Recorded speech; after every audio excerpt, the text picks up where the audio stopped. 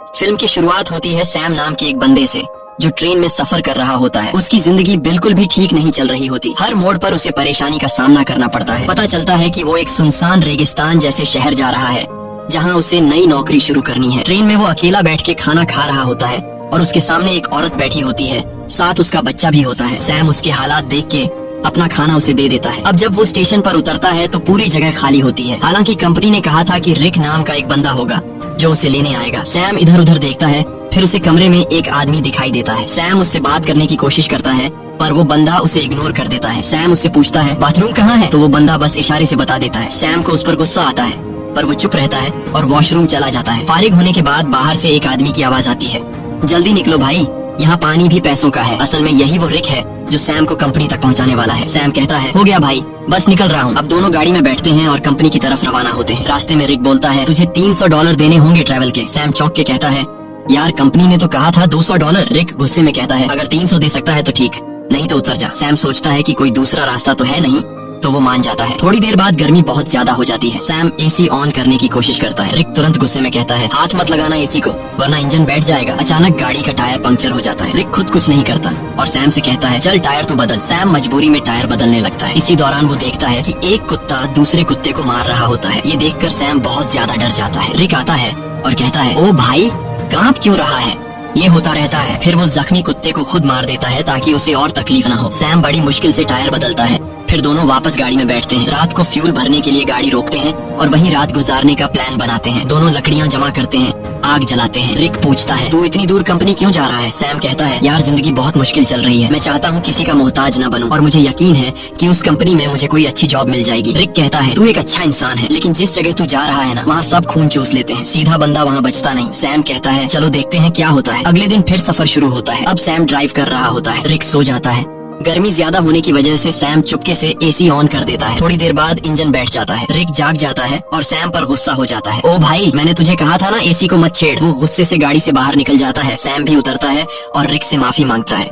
रिक को और गुस्सा चढ़ जाता है, बोलता है चुप कर, तेरी आवाज ना सुनूं। इसके बाद सैम पेशाब करने जाता है। थोड़ा दूर जाकर वो एक चमकता हुआ पत्थर देखता है। करीब जाकर जब वो गौर से देखता है तो पता चलता है कि ये तो खालिस सोना है। वो फौरन रिक को बुलाता है, ओए इधर आ, चेक कर, कहीं मैं सपना तो नहीं देख रहा। रिक जैसे ही देखता है शॉक हो जाता है। वो लाइटर निकालता है, आग जलाकर चट्टान पर रखता है। बोलता है अगर काला हुआ तो नॉर्मल पत्थर वरना खालिस सोना। चट्टान जैसी की तैसी रहती है, मतलब सोना कंफर्म। अब दोनों सामान निकालते हैं, गड्ढा खोदने लगते हैं ताकि सोना निकाल सके। पूरी ताकत लगाते हैं लेकिन चट्टान हिलती भी नहीं। रिक रस्सी की मदद से सोने को गाड़ी से बांधने की कोशिश करता है ताकि खींच सके, लेकिन रस्सी टूट जाती है क्योंकि सोना भारी होता है। इसके बाद दोनों लगे रहते हैं, सारा दिन खुदाई करते हैं। अब सूरज डूबने लगता है। रिक कहता है जल्दी से लकड़ियां जमा कर क्योंकि जंगली कुत्ते आसपास घूम रहे हैं, रात को हमें काट लेंगे। अगर हम आग जला लें तो वो डर के भाग जाएंगे। दोनों लकड़ियां जमा करते हैं, आग जलाते हैं, खुशी में गाने बजाने और नाचने लगते हैं। रिक सैम को गले लगाकर कहता है तुझे मैं फुल एसी वाली कार दिलाऊंगा। रात को वो लोग बैठकर प्लान बनाते हैं। रिक कहता है ये सोने की चट्टान बहुत बड़ी है, अगर हम महीनों भी खुदाई करते रहें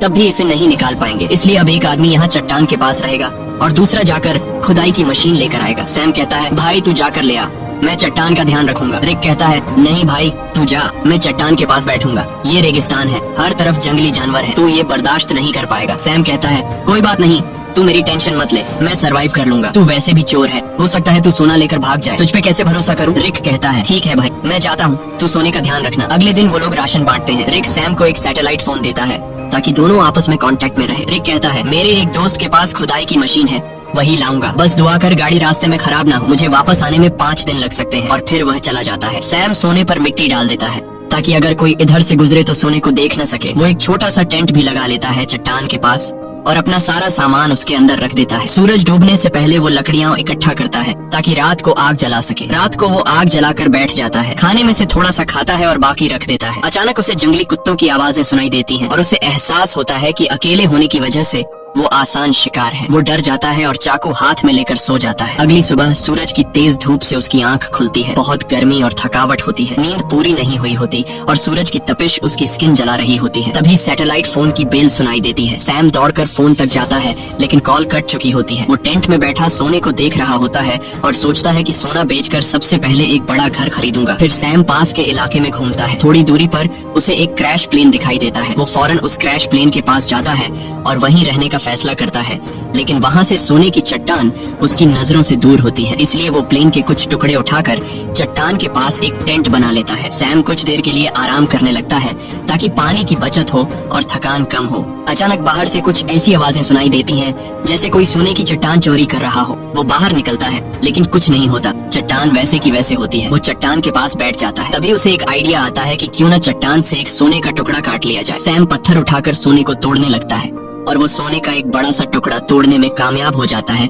और उस पर से मिट्टी साफ कर अपने पास रख लेता है। इसी दौरान रिक की कॉल आती है। सैम बोलता है, ओ भाई तू है कहाँ? सूरज ने मेरा हाल बुरा कर दिया है। रिक कहता है, यार इंजन खराब हो गया है, थोड़ा लेट हो जाऊंगा। सैम कहता है, जल्दी कर, प्यास से मर जाऊंगा। रिक कहता है, मुझे आने में थोड़े दिन और लगेंगे, और फोन काट देता है। रात को सैम आग के सामने बैठा होता है तो कुत्ते चारों तरफ से आवाजें निकालने लगते हैं। सैम को डर लगता है कि कहीं सब कुत्ते एक साथ हमला न कर दें। वो हाथ में जलती हुई लकड़ी पकड़ लेता है ताकि कुत्ते भाग जाएं। वो रात भर कुत्तों के डर से जागा रहता है। सुबह होती है, वो सोना चाहता है लेकिन सूरज ने उसकी खाल जला दी होती है। दर्द से वो सो नहीं पाता। वो पानी पीने जाता है लेकिन पानी भी बहुत कम बचा होता है। इतने में वो देखता है कि एक सांप उसकी तरफ आ रहा है। वो उसे मारने की कोशिश करता है ताकि खा सके, क्योंकि खाना भी लगभग खत्म हो चुका होता है। लेकिन सांप को मारते वक्त पानी की बोतल गिर जाती है और बस थोड़ा सा पानी बचता है। फिर वो दोबारा प्लेन वाले एरिया में जाता है, उम्मीद करता है कि शायद कुछ खाने पीने को मिल जाए। तभी वो देखता है कि दूर से एक इंसान आ रहा है। वो फौरन अंदर जाकर प्लेन में छुप जाता है, लेकिन वो इंसान प्लेन के पास आ जाता है और सैम को बाहर आने को कहता है। करीब आकर पता चलता है कि वो तो एक लड़की है जो उससे बात करना चाहती है, लेकिन सैम उससे बात करने को तैयार नहीं होता।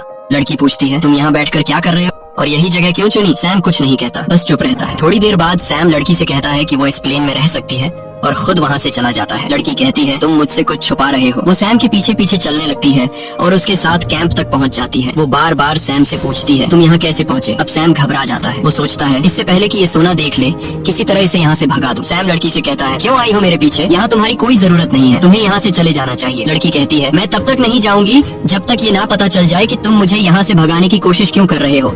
जरूर तुम मुझसे कोई राज छुपा रहे हो। उसी वक्त उसकी नजर सोने पर पड़ती है। वो कहती है, अच्छा तो ये बात है, पूरे सोने के मालिक बन बैठे हो, ये सारा खजाना अकेले ले जाओगे? अब मेरी बात सुन, मैं तब तक यहाँ से नहीं जाऊंगी जब तक इसमें से मुझे आधा हिस्सा नहीं मिलेगा। सैम को गुस्सा आ जाता है। वो डंडा उठाता है और सीधे उसके सिर पर मारता है। लड़की वहीं मर जाती है। सैम सदमे में आ जाता है। उसे यकीन नहीं होता कि उसने लालच में आकर किसी को मार डाला। फिर खुद को संभालता है, उसकी सारी कीमती चीजें उठाता है, एक गड्ढा खोदता है और उसकी लाश को दफन कर देता है। कुछ देर बाद वो देखता है कि एक कुत्ता आकर उस गड्ढे से लाश निकालने की कोशिश कर रहा है। सैम भाग कर आता है, कुत्ते को हटाता है, लाश बाहर निकालता है और आग लगा के बॉडी को जला देता है। अगले दिन उसकी आंख फोन की घंटी से खुलती है। सैम रिक से कहता है, ओ भाई तू कहाँ है? भूख से मेरी जान निकल रही है, अगर तू जल्दी नहीं आया तो मैं भूख और प्यास से मर जाऊंगा। रिक कहता है, सॉरी यार, मुझे पता है तू बहुत तकलीफ में है, मैं जल्दी आ रहा हूँ, बस ये जो खुदाई वाली मशीन है बहुत स्लो है, थोड़ा टाइम और लगेगा। सैम परेशान हो जाता है। भूख प्यास से उसकी हालत खराब है, ऊपर से डर कि कोई जंगली जानवर हमला न कर दे। कुछ देर बाद वो देखता है कि एक गाड़ी सड़क से जा रही है। वो सोचता है, क्यों ना सोने का एक टुकड़ा लेकर यहाँ से निकल जाऊं, लेकिन ज्यादा सोने की लालच ने उसे रोक लिया। वो चाहता तो सोने का एक टुकड़ा लेकर जा सकता था जिससे उसकी जिंदगी बदल सकती थी, लेकिन ज्यादा की चाह ने उसे यहीं रुकवा दिया। सैम शाम से पहले रात के लिए लकड़ियाँ इकट्ठा करता है, लेकिन अचानक एक बहुत तेज रेतीला तूफान आता है। वो टेंट की तरफ भागता है, लेकिन तूफान उसका टेंट उड़ा देता है। सैम जान बचाने के लिए इधर उधर भागता है, लेकिन तभी एक पेड़ उस पर गिर जाता है। तूफान रुकने के बाद सैम खुद को मिट्टी में दबा हुआ पाता है और एक लकड़ी का टुकड़ा उसके पेट के आर पार निकला होता है। पर सैम के मन में सोने की लालच इतनी भर चुकी थी कि वो पेट से लकड़ी निकालने के बजाय सीधे सोने की जगह की ओर जाता है। वो चारों तरफ सोने को ढूंढता है और आखिरकार एक टुकड़ा मिल ही जाता है। सैम खुशी से झूम उठता है। फिर वो अपने पेट से लकड़ी निकालता है और जख्म से बहुत खून निकलने लगता है। वो कपड़े का टुकड़ा लेकर जख्म बांधता है, लेकिन खून रुकता नहीं। मजबूरी में वो आग जलाकर एक डिब्बे का टुकड़ा गर्म करता है और जख्म पर लगाता है।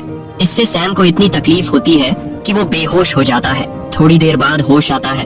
उसे हर तरफ वही लड़की दिखती है जिसे उसने मारा था। अब उसका दिमाग घूमने लगता है। उसे समझ नहीं आता कि ये सच है या फिर वहम। तभी फोन बजता है।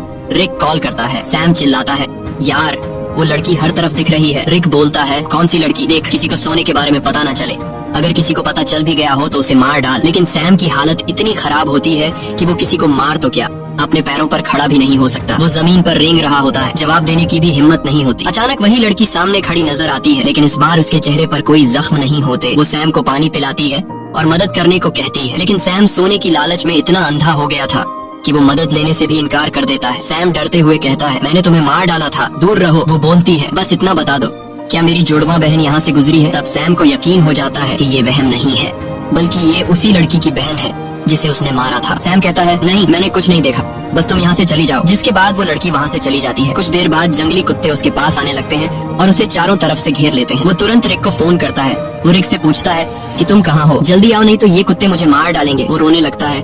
रिक से रिक्वेस्ट करता है कि प्लीज जल्दी आ जाओ, मैं मरने वाला हूँ। रिक कहता है, रुक जा, मैं बस पहुंचने वाला हूँ। तभी अचानक कुत्ते हमला कर देते हैं। एक एक करके सब उसे नोचने लगते हैं। यहाँ हम देखते हैं कि रिक सैम से दूर बैठकर दूरबीन से सब कुछ देख रहा होता है। असल में वो कई दिन पहले मशीन लेकर वहाँ पहुँच गया था और बस वो सैम के मरने का इंतजार कर रहा था ताकि वो अकेले सारा का सारा सोना ले जा सके। जिसके बाद रिक छिपकर खड़ा होता है। वो देखता है कि सैम को जंगली कुत्ते घसीट कर ले जा रहे हैं। तब भी सैम सोने की तरफ देख रहा होता है। जिसके बाद जंगली कुत्ते सैम को नोच नोच कर खा जाते हैं। रिक को जब पक्का यकीन हो जाता है कि सैम मर गया है, वो गाड़ी लेकर सोना उठाने आता है, लेकिन अचानक एक तीर आकर सीधे उसके सीने में लगता है और वो भी मर जाता है। ये तीर चलाने वाली कोई और नहीं बल्कि वही लड़की की जुड़वा बहन होती है।